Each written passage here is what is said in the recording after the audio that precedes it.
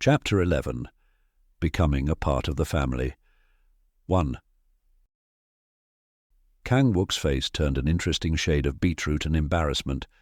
Sniggers from the Kang family members filled the hall in the wake of Seung's quippy jab. "Now then," he continued, "since matters have been settled, all of you, this is the new addition to the family."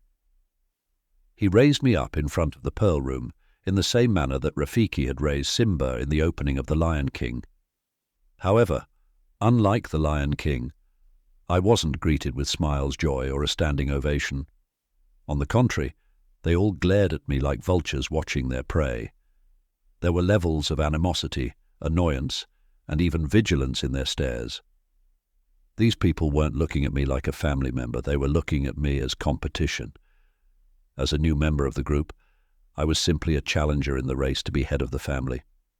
If I grew up to be capable, I would end up taking away businesses, resources, finances, and inheritance from them. I was a thorn in their side, and it made me feel great. I was starting to grow very fond of this new family. This life would definitely not be boring with these people around. I promised myself that before long they would all be staring at me with reverence and fear.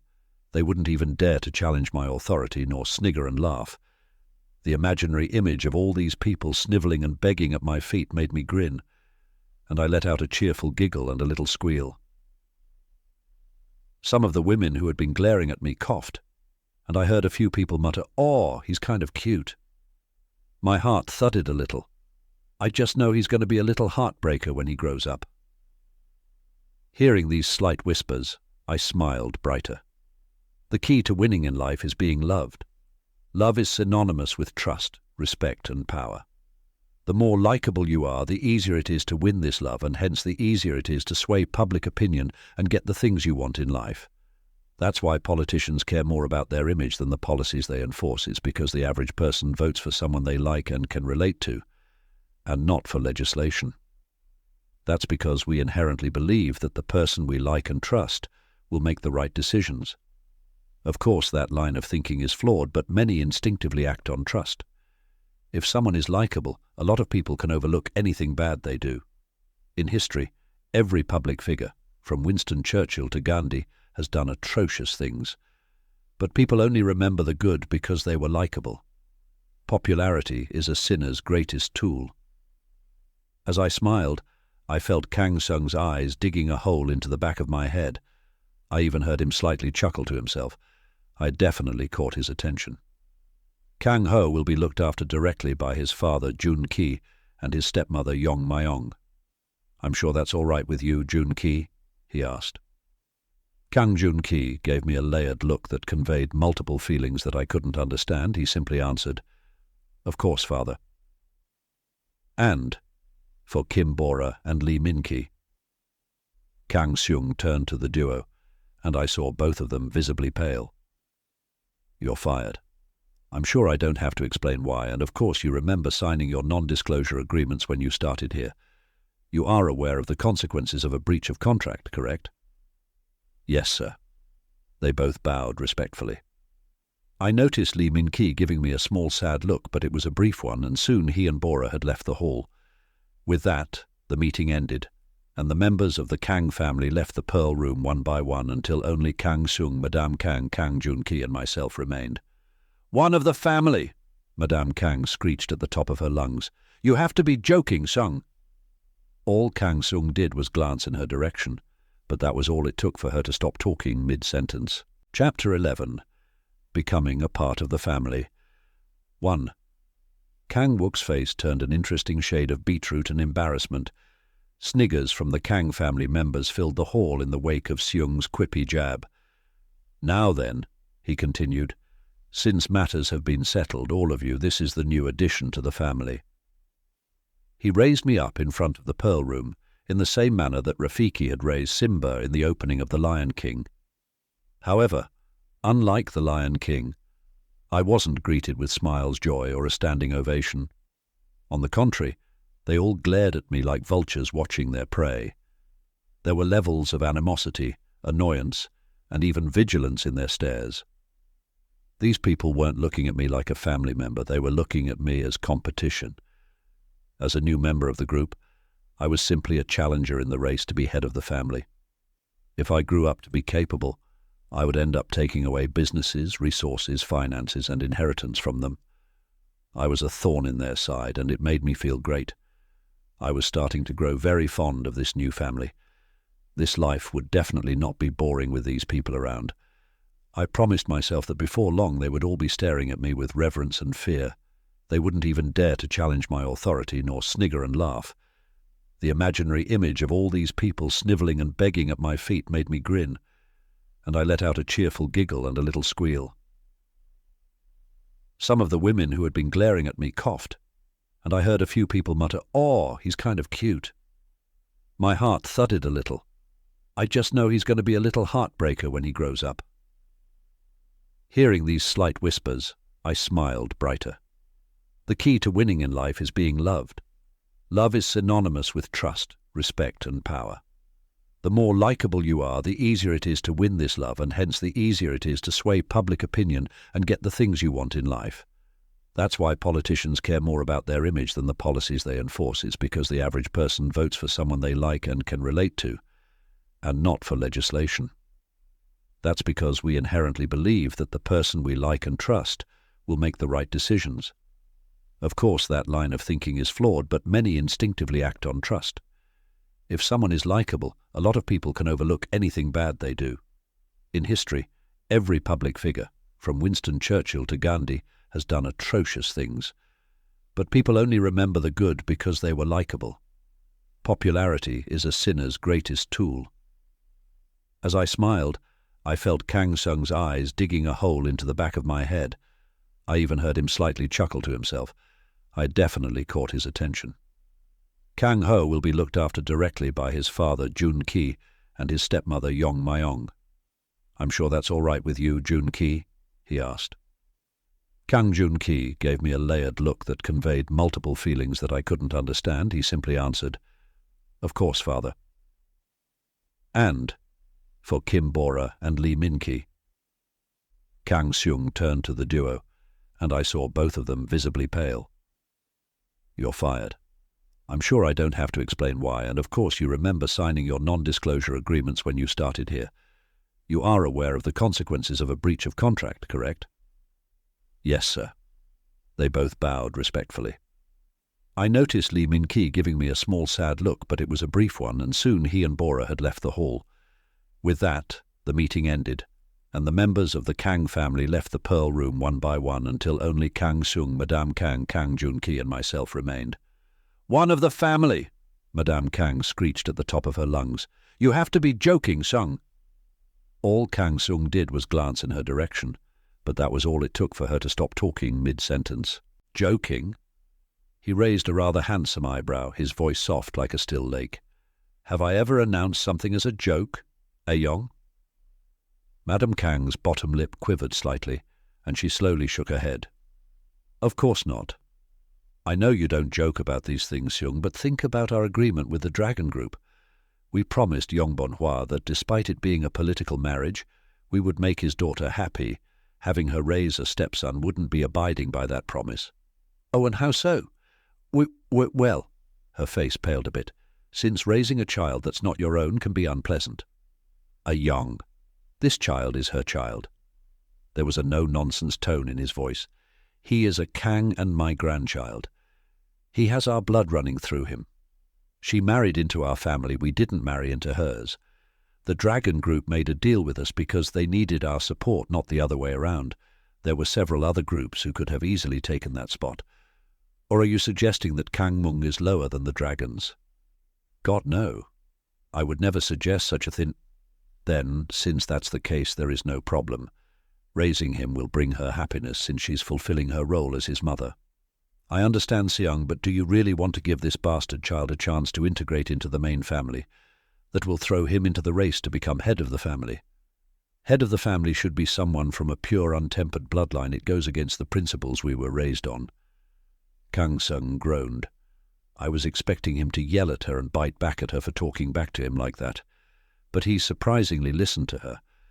It seemed that there was a level of trust and respect in their relationship, perhaps even fondness. He definitely had a soft spot for her. How disappointing. So, what do you want me to do, A. Yong, should I go back on my word?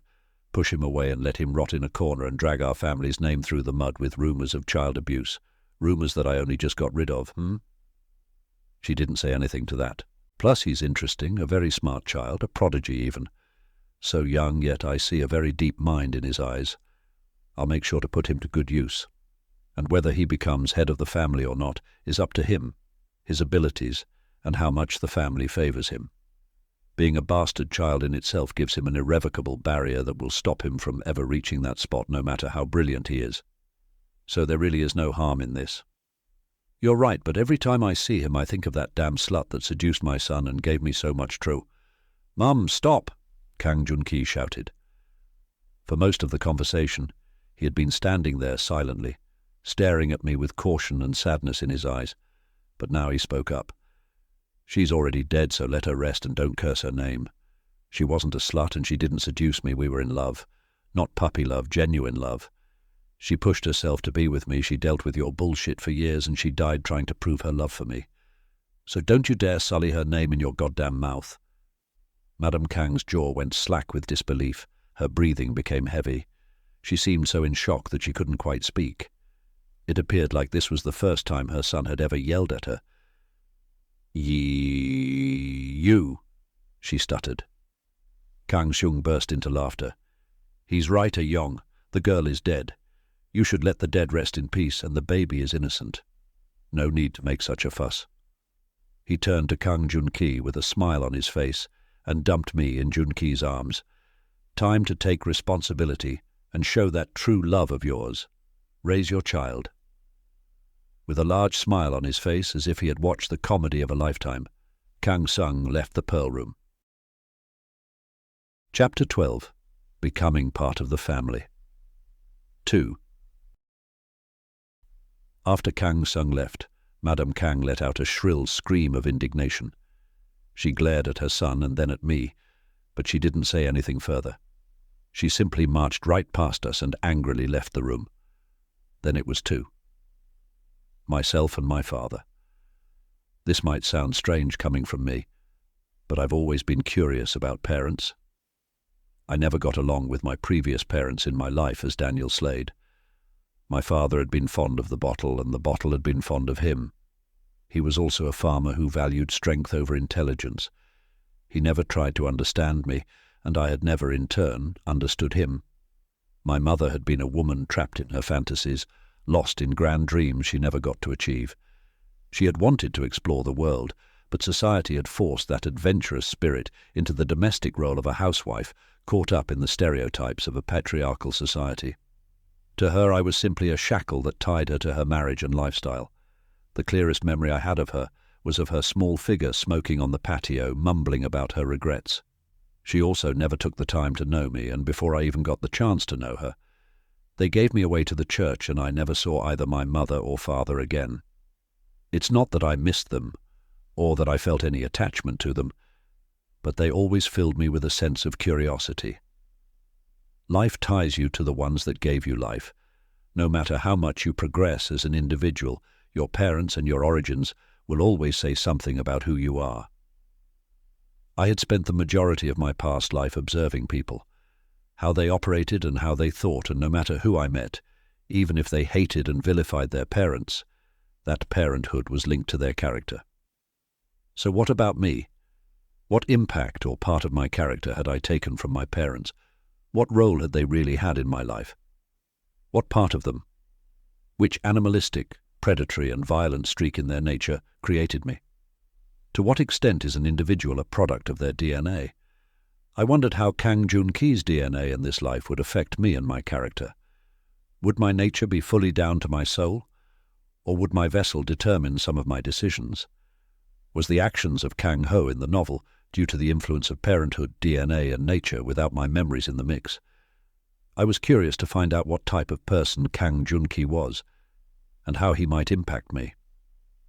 I didn't expect him to change my ways or anything like that, but I held an expectation that I couldn't explain, and if he failed that expectation, I knew that I would kill him. At that point, Kang Jun-ki glanced at me. He took a deep breath and sighed.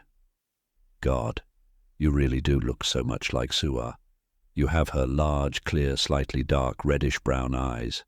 You have those eyebrows and that cute crown shape that looks like a heart." His voice trailed off, and then tears began to form, and he started to weep. "Oh God, I'm so sorry. I can't believe I blamed you. I can't believe I tried to forget Suar and abandon you. Oh God, Suar, you must be cursing me from beyond the grave for treating our baby like this after all you went through. I wasn't in my right mind." He cried incessantly for a while and hugged me close to his body. "I'm sorry, Kang Ho. Please forgive Dad. Dad's sorry." As he cried, for a moment, I swear the smallest of moments, I almost felt comforted. I'd never had someone cry for my forgiveness in this type of way. Not because they wanted me to stop some kind of pain, but because they cared for me and were sorry for something they did to me. Yes, I admit for a second I almost felt a connection, but then the taste of bile filled my mouth. Fucking pathetic piece of trash. Look at him crying and whining to me and letting his pitiful guilt roll out. The only one he was crying for was himself. In the novel, when he didn't have to look nor care for Kang Ho, he didn't even bat an eye about him and quickly forgot about Suar. He became consumed with ambition and saw Kang Ho as an inconvenience, the same way the rest of the family did. Right now he was lying to his true nature, being a hypocritical fool. I had the strong urge to bite his eyeballs out and reach all the way into his head and rip out those useless tear ducts. You know, everything I was saying about expectations and DNA and all that shit? Yeah, he had just failed that expectation. Even if DNA meant something, I would beat it until it meant nothing, because I refused to be a crying fool like this man. Watching him snivel like that made that part itch again. I couldn't wait to get rid of him, but before I did that, I would make him suffer, and when he does die, he'll be a shell of the man he is right now. I grinned widely. So many plans for the future, I couldn't wait. I patted Kang Jun-ki on the shoulder and said, "Don't cry, Daddy. I don't want you to cry. I forgive you." Jun-ki's eyes brightened. "You really do talk very well for your age. Suar would be proud of our smart boy." He rubbed noses with me and kissed my cheek. "Don't worry, Dad promises to look after you now, properly." Inwardly I rolled my eyes, but outwardly I squealed and buried my face into his shoulder. He let out a hearty laugh. "You're so cute." "Now then," he started walking with me, "let me take you home. I'm sure the servants are already preparing a grand room for you, and you can meet your new mother. She'll never be like Suar, but Yong Myong isn't bad. She's actually rather sweet," and he continued to babble about Yong Myong. It appeared he had already fallen for her. All his talk about loving Suar became so fragile so quickly. His hypocrisy was laughable. Yong Myong in the novel was Kang Ho's biggest abuser. If elegance, class, and elitism became a person, then that person would be Yong Myong. She has connections all over the world. Her uncles, aunts, and godparents all respectively rule countries and governments. She knows how to work her way around a room with her glib tongue, and she was also described in the novel as being a once-in-a-century beauty. A stunning woman that would turn heads wherever she went.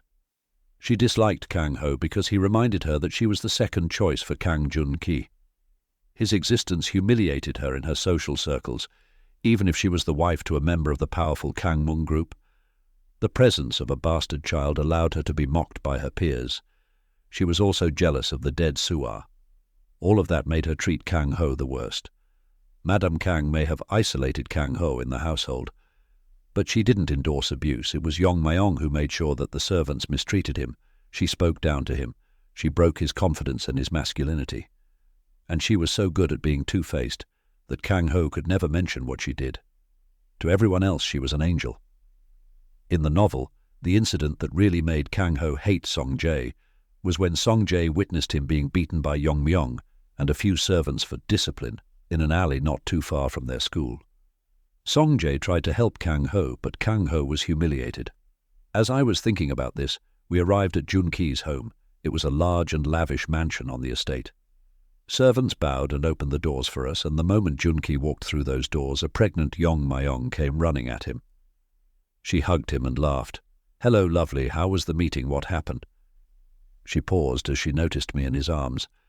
I blinked at her and she blinked at me. Who? Who do you think? Junki laughed. This is Kang Ho. Father set me straight and I realized it myself. I can't keep running away from him. He did nothing wrong, and I can't betray Sua like that. I'm going to take responsibility and raise him properly. From today, he'll be living with us. Junki patted my arm. Say hi to your mummy. Hi, Mama. I smiled. At that point, I saw a dark flash in her eyes, but she quickly covered it up and ruffled my hair fondly. Oh, Kang Ho, nice to meet you. Chapter 13, Doljabi, Ban 1. When it comes to hypocrites, my least favorite is a supremacist. Supremacism is the belief that a certain group is superior to others.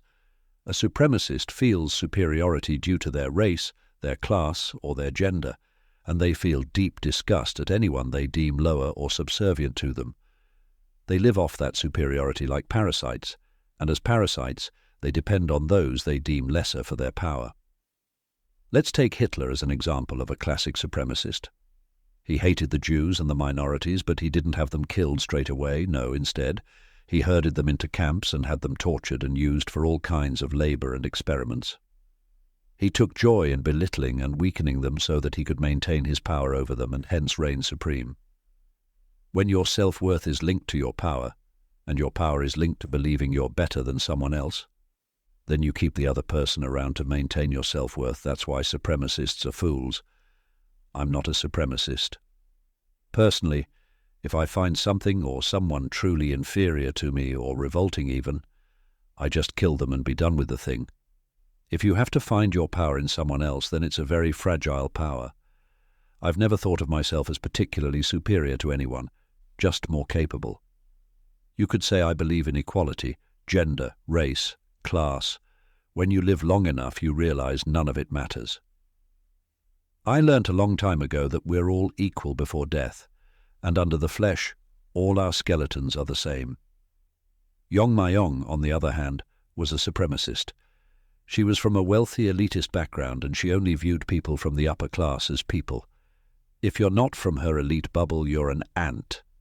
When she looked at me, at Kang Ho, she saw a creature with working-class blood, and the very idea of Kang Junki being with a poor working-class woman made her ill.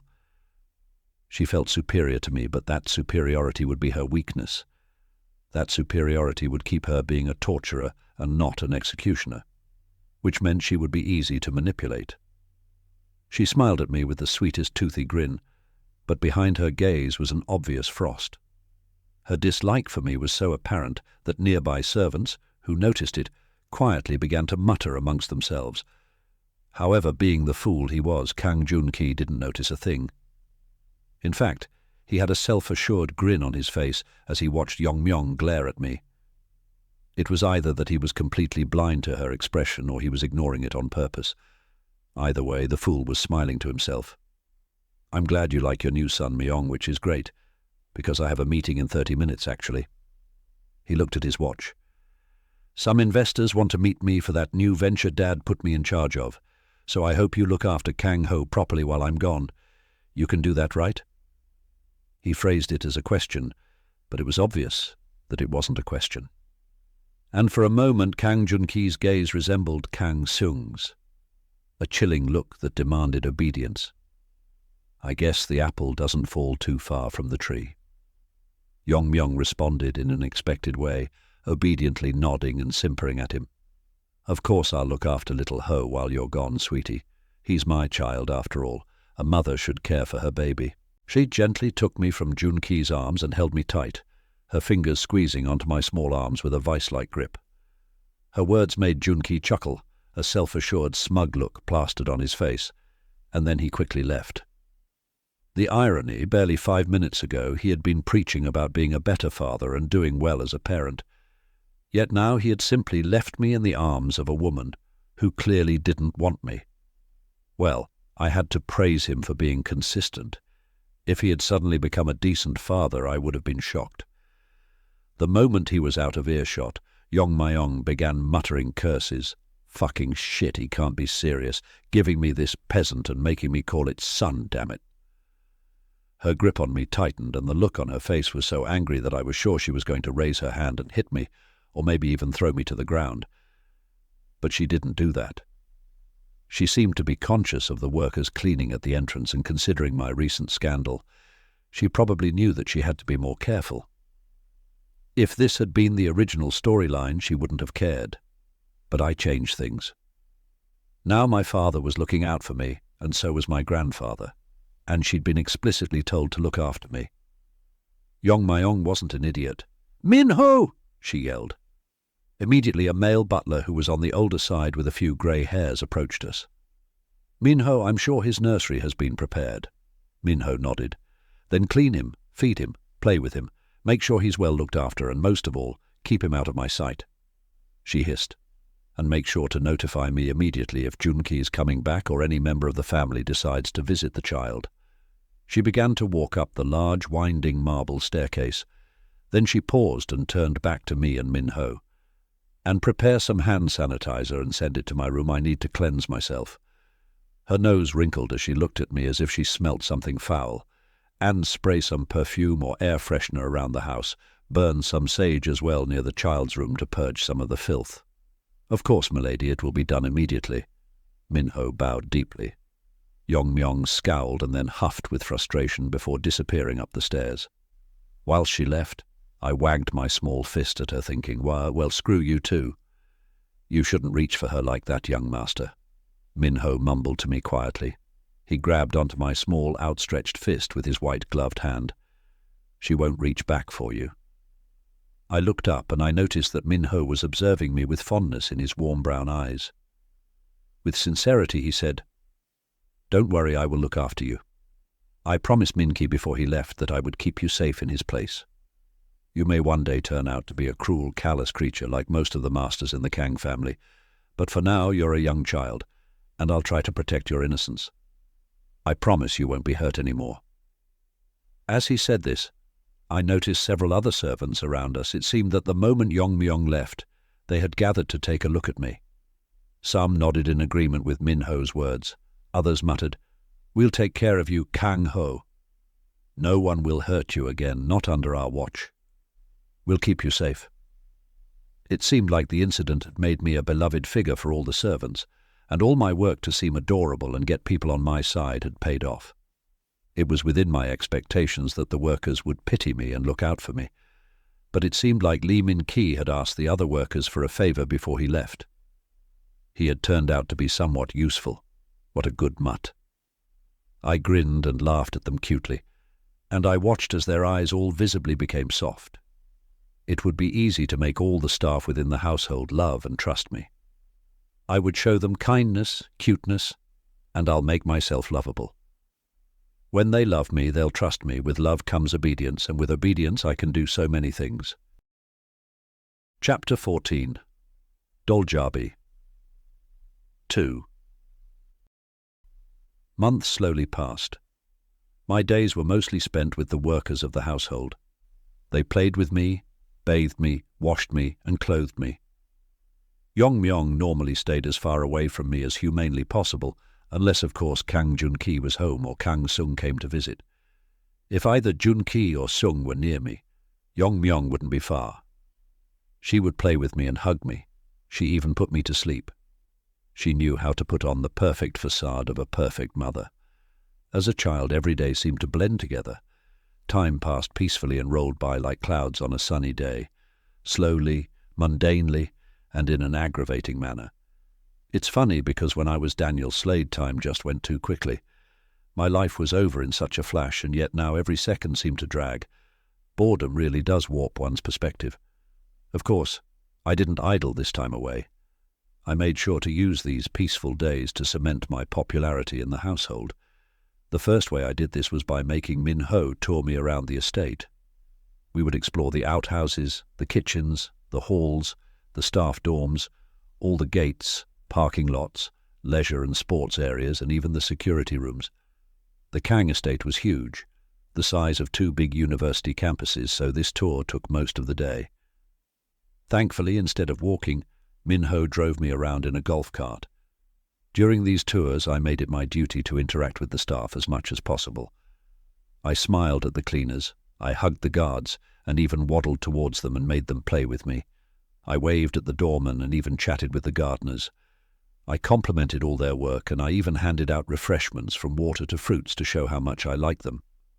I made this tour a part of my daily routine. No matter the weather, each tour was the same. I would go full circle over hundreds of acres of land and welcome the workers at every building and every site. It wasn't long before my tour had become as popular as a parade. Wherever I went, the workers would stop in their tracks or pop their heads out of windows and even run towards my golf cart just to say hi. "Hello, young master. I hope you're having a good day." "Hi, Kang-ho." "Hi, sweetheart." What made them like me even more was that I made sure to remember all their names. As they yelled greetings, I yelled back, "Hello, Dong-hyun-hyung. Hi, Jong-hun-hyung. Hello to you too, Irie-nuna." As I said the names of individuals, I would hear cheers and people yelling, "Oh my God, he remembered my name. He's such a smart, gorgeous boy. I love you, Kang-ho." This even happened when Min-ho and I passed the homes of other Kang family members, even when we went into the territory of other factions. Whether they were from Buk, Nam, Dong, or Seo, their servants would scurry out to greet me and play with me, wanting to hold my hand and give me a treat. After a few months, it got to the point where even other members of the Kang family would step out of their homes or peer through their windows to watch all the madness. On the tour, when I would arrive at grandfather's house, Kang Sung would run out to welcome me each time. He would have a gleaming smile on his face, and he would swoop me up into a big hug. One time he whispered into my ears, "You little monster, quite impressive, no very impressive." I had glanced at him innocently. "What do you mean, Grandpa?" "I'm not a monster." And I'd stare at him with my big, clear, innocent eyes, and Kang Sung would simply look at me and laugh. Sometimes it felt like Kang Sung could see right through me, as if he was gazing at Daniel Slade and not at a baby. But maybe I was overthinking. And eventually my first birthday came about, and with it so did my doljabi. A doljabi is a Korean traditional ceremony done on a child's first birthday. The child is placed in front of various items or objects, between 6 or 8 items. Then, the child is encouraged to grab 1 or 2 items from the set of objects. Each choice represents a certain future for the child. It predicts their lifestyle and their career.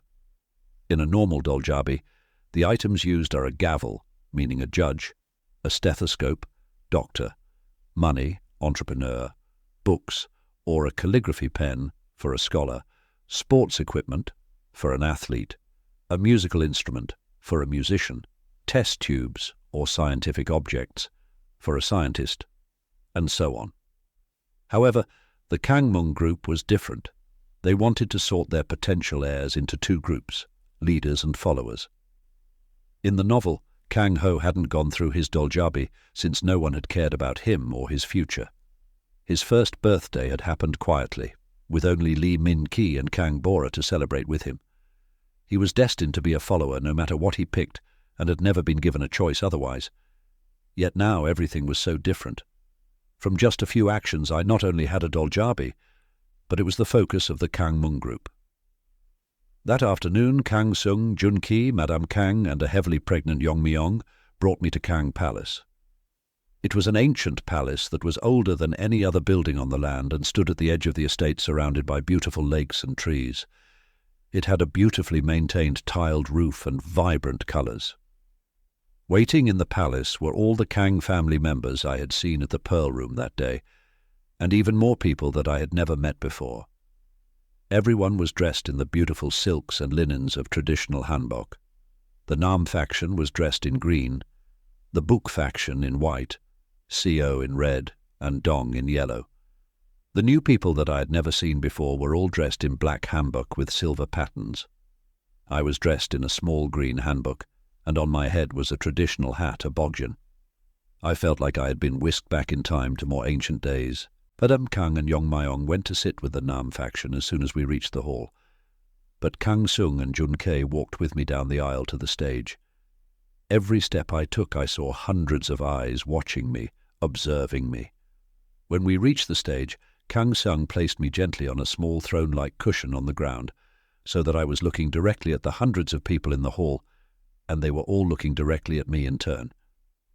Kang Sung turned to the crowd. Welcome everyone, thank you so much for coming to my grandson's doljabi. The last time we had a ceremony like this, it was for Kang Wook's granddaughter, Kang Ara. Kang Sung gave a small wave, and a tiny 5-year-old wearing white robes standing with the book faction waved back at him. Of course I was expecting a slight turnout, but to think the entire family gathered, I haven't seen the Kang Palace so packed for a doljabi since my first son's ceremony. Even members of the Mung family have come. Kang Sung lowered his head respectfully towards the group wearing black. Those in the black hanboks similarly bowed towards Kang Sung. Of course I had to come, Sung. I had to see for myself the genius child that you were boasting about during the previous group meeting. He's so loved by all the servants here at the Kang estate that even workers at Mung have been gossiping about him, and they're even trading pictures of him.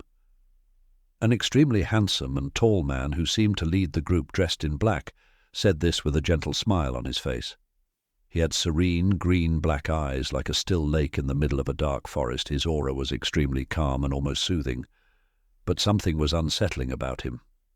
If I were to describe this unsettling feeling, it was like a Venus flytrap. He appeared calm and still, but I was certain that if prey came towards him, he'd snap his jaws.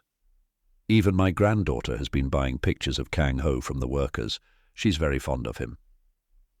As he said this, a pretty girl, likely between the age of 6 or 7, turned bright red. The girl lightly hit the man's arm while squealing, "Grandpa, how could you say that in front of everyone?" The man let out a deep, sonorous laugh that echoed out, "You see, Sung, she practically begged me to come. She thinks he's adorable." Kang Sung also laughed. "Well, it's a pleasure to have you here, Mung Do-hyun, and indeed Kang Ho is extremely adorable." He turned to me. "Kang Ho, say hello to Mung Do-hyun and his granddaughter Mung Bae." I stood up steadily on my small legs and bowed towards them. I then said with a clear and loud voice, "Hello Mung Do-hyun, hello Mung Bae. Thank you for coming to my doljabi." Mung Do-hyun's expression froze and his mouth hung wide. It took him a second before his expression turned normal. He laughed.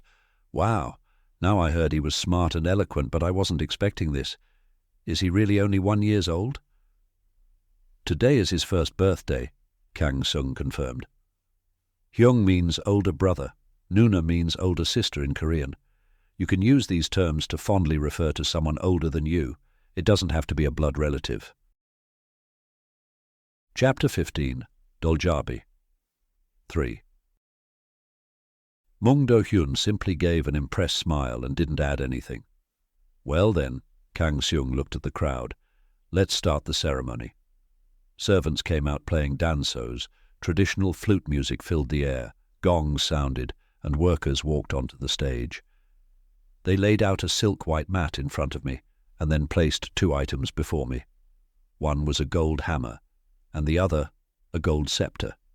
It reminded me of England's royal scepter. "This is your first choice," Kang Sung announced. "You will now tell us whether you will be a leader or a follower. You must choose now." To think such a small choice like this would determine someone's position in the family for the rest of their life. It was almost funny. I looked at the 2 items and tapped my nose thoughtfully. The novel had never gone into detail about this event, but it seemed clear to me that the hammer meant follower and the scepter meant leader. I stared at the 2 items for a while, not because I was confused, but because I was uncertain about my own decision.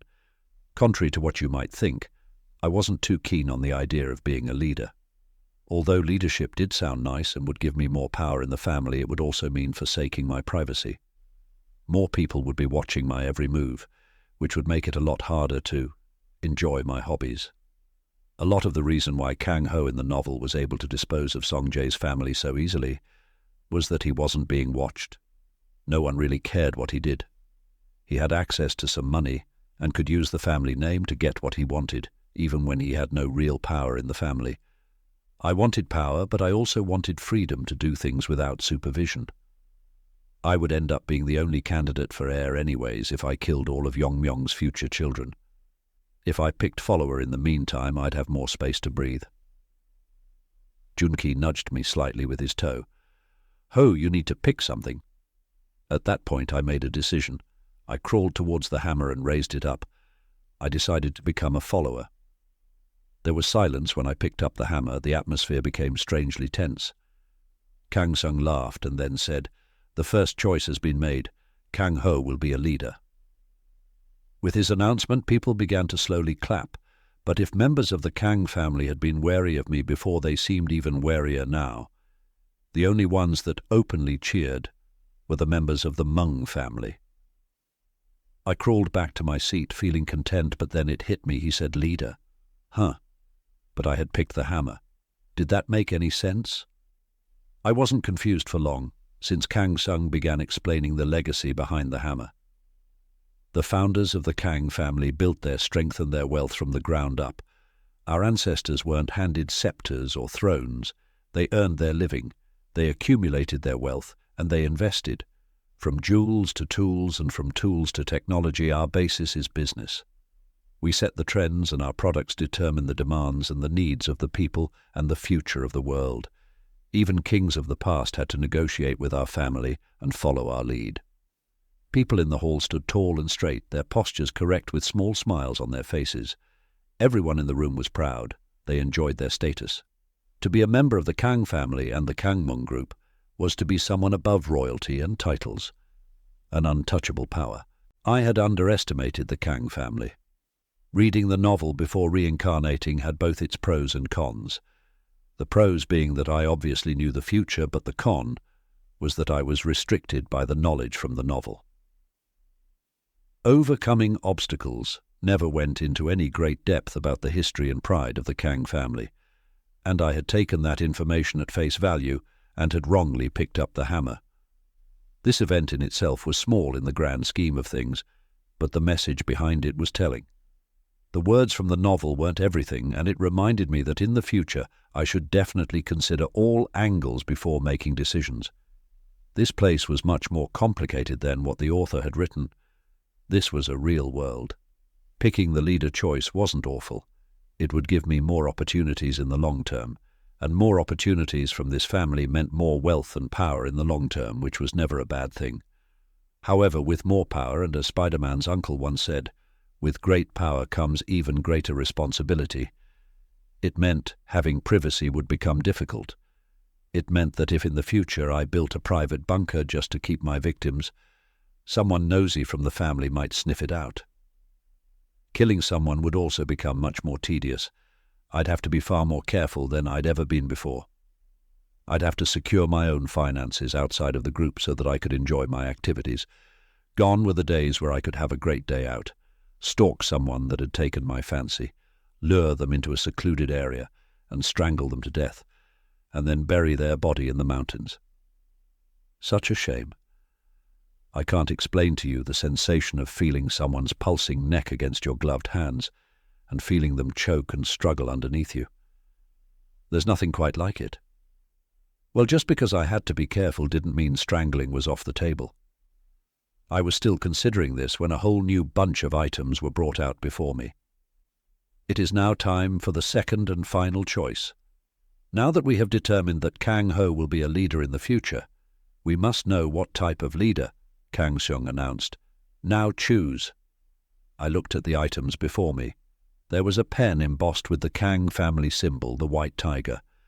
There was a sword with a golden handle and an extremely sharp blade that gleamed mischievously in the afternoon rays. There was a small silver statue of Lady Justice, and the last item was a white cloth. Logically speaking, the pen meant a leader that was bureaucratic and diplomatic, the sword a strong and unwavering leader. Lady Justice likely meant someone law-abiding and strict, and the white cloth. No matter how much I thought, I couldn't guess what the white cloth meant. Usually a white cloth symbolized surrender or purity, but considering the type of people the Kangs were, it didn't make sense for such an item to be among this selection, and yet here it was. I decided to take a gamble. It didn't matter too much what the outcome would be. I chose the white cloth. The moment I picked up the small and soft item, collective gasps spread across the hall like passing wind.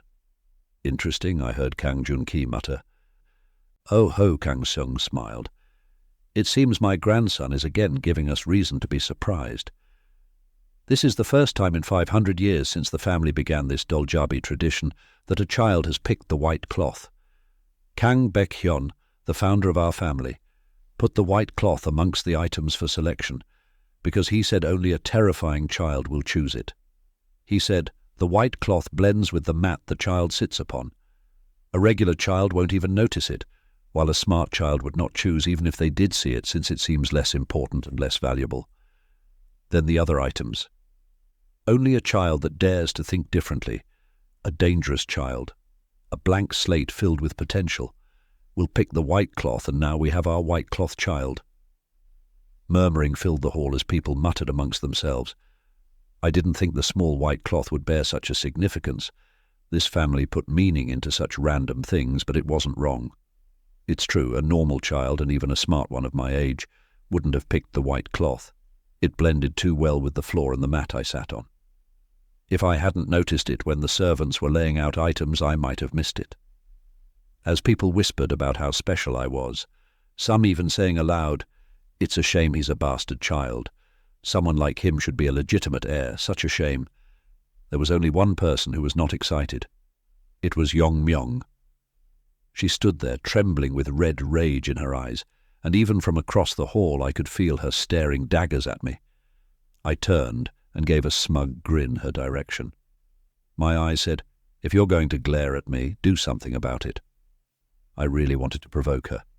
I wanted her to do something that would ease my boredom.